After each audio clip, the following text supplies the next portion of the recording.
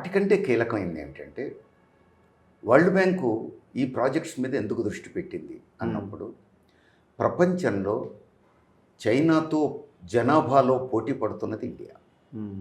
ఈ మధ్య వచ్చినటువంటి వార్తల ప్రకారం చూస్తే చైనాని క్రాస్ చేసిందనే వార్తలు వచ్చినాయి. ఆధారం లేదు, కానీ దాదాపు పోటీ పడుతుంది. అంటే the biggest open market in India, ప్రపంచంలో the biggest open market India. Open market అని ఎందుకు అంటున్నాను? చైనా గవర్నమెంట్ చాలా క్యాలిక్యులేటెడ్. ఏ ఒప్పందం చేసుకున్నా మా ఇల్లు మీకెంత దూరం, మీ ఇల్లు మాకంత దూరం, ఈ లెక్కలన్నీ వేసుకుంటుంది. నువ్వు వస్తేరా లేకపోతే లేదంట. ఓకే, మన గవర్నమెంట్స్ అట్లా కాదు, తల వంచుతున్నాయి. లెమ్మంటే లేస్తున్నారు, కూర్చోమంటే కూర్చుంటున్నారు. ఆడ మోడీని అదే చూస్తున్నాం మనం. చంద్రబాబు నాయుడు గారిని అట్లీగా చూసాం. అందుకే ఇప్పుడు రేవంత్ రెడ్డి కూడా ఆ పని చేస్తున్నాడు అని భయం వేస్తుంది. ఓకే, భయం వేస్తుంది. అందుకని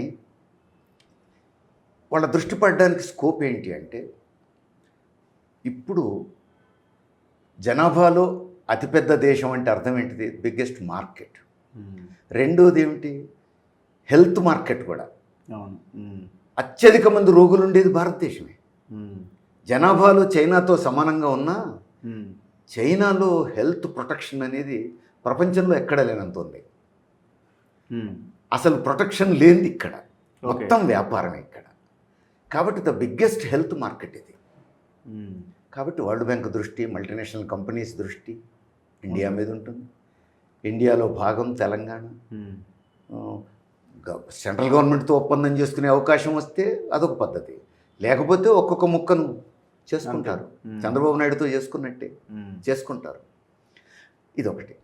రెండోది, ఆల్రెడీ విదేశీ పెట్టుబడులు వచ్చినాయి కదా, వచ్చినాయి. ఇప్పుడు హైదరాబాద్లో ఉన్నటువంటి అనేక కార్పొరేట్ హాస్పిటల్స్ సింగపూర్ క్యాపిటల్ కనపడుతుంది.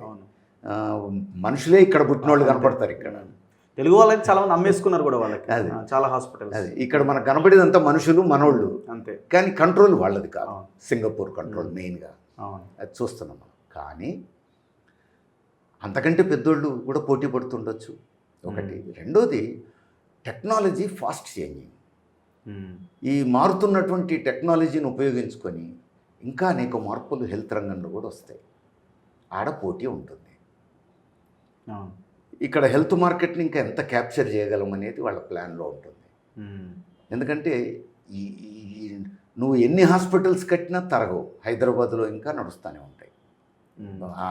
వీళ్ళు పెట్టుబడులు ప్రపంచ బ్యాంక్ నుంచి తీసుకుంటామంటున్నది హెల్త్, పబ్లిక్ హెల్త్ మీద కదా, ప్రైవేట్ హాస్పిటల్ రంగం మీద కాదు కదా గవర్నమెంట్. కానీ ఇప్పుడు రేవంత్ రెడ్డి పెట్టాల్సింది ప్రపంచ బ్యాంక్ నుంచి తెచ్చిన నిధులు ప్రజారోగ్యం అంటే పబ్లిక్ హెల్త్ మీద పెట్టాలి కదా, గవర్నమెంట్ హాస్పిటల్స్ మీద ఖర్చు పెట్టాలి.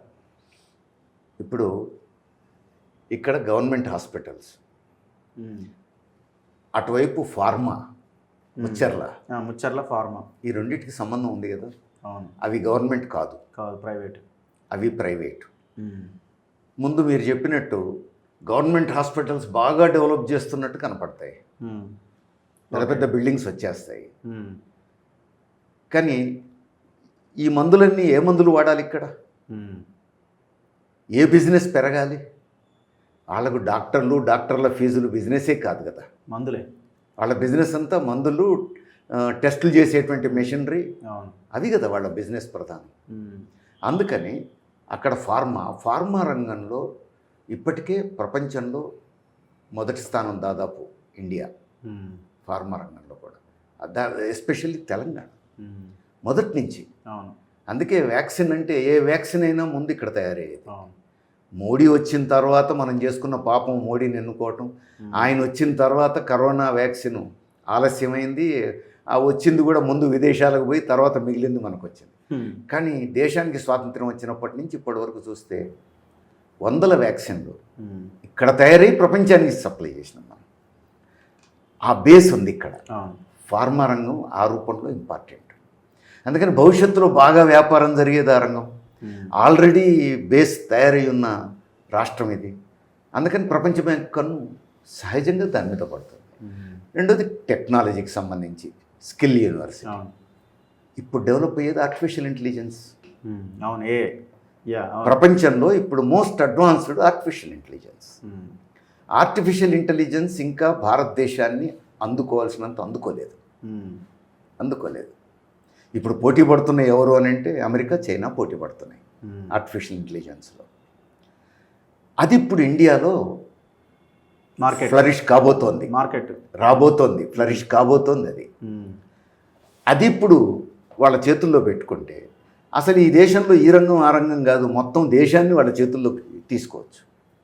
ఆర్టిఫిషియల్ ఇంటెలిజెన్స్ మీద కంట్రోల్ వస్తే అమెరికాకు, బహుళజాతి సంస్థలకు ఇక్కడ ప్రతిదాన్ని వెళ్తుంది అది. ఇంకా ఇది అది తేడా లేదు. మన లాట్రిన్ దగ్గర నుంచి విమానాల వరకు అన్నిటినీ వెళ్తుంది అది. అందుకని ఇవి చాలా కీలకమైన రంగాలు. ఇక వీటిల్లో చాలా చిన్నది అని చెప్పగలిగింది ఏదన్నా ఉంటే ఆ మూసీ సుందరీకరణే. అయితే ఆ మూసీ సుందరీకరణ మిడిల్ క్లాస్ని అట్రాక్ట్ చేస్తుంది. హెల్త్ అనేది సాధారణ ప్రజల్ని ఇంప్రెస్ చేస్తుంది. ఏవో చేయబోతున్నారని హడావుడి పాజిటివ్ ఇంప్రెషన్ ఇవ్వడానికి ఈ రెండు తోడ్పడవచ్చు. మిగతా రెండు జనానికి అర్థం కానివి. అక్కడ చాలా జరగవచ్చు. అయితే వీటి కోసం పెట్టేటువంటి కండిషనాలిటీస్ మోస్ట్ ఇంపార్టెంట్. ఓకే, ఆ కండిషన్స్ ఏమిటి అనేది ఇప్పుడే మనకు బయటికి రావు. ముందు పాజిటివ్ అంశాలు బయటకు వస్తాయి, పత్రికలన్నీ పాజిటివ్గా కొడతాయి. కండిషన్స్ అన్నీ తర్వాత ఇంటర్నల్గా జరిగే ఒప్పందాలు కదా, అవన్నీ బయటికి చెప్పరు.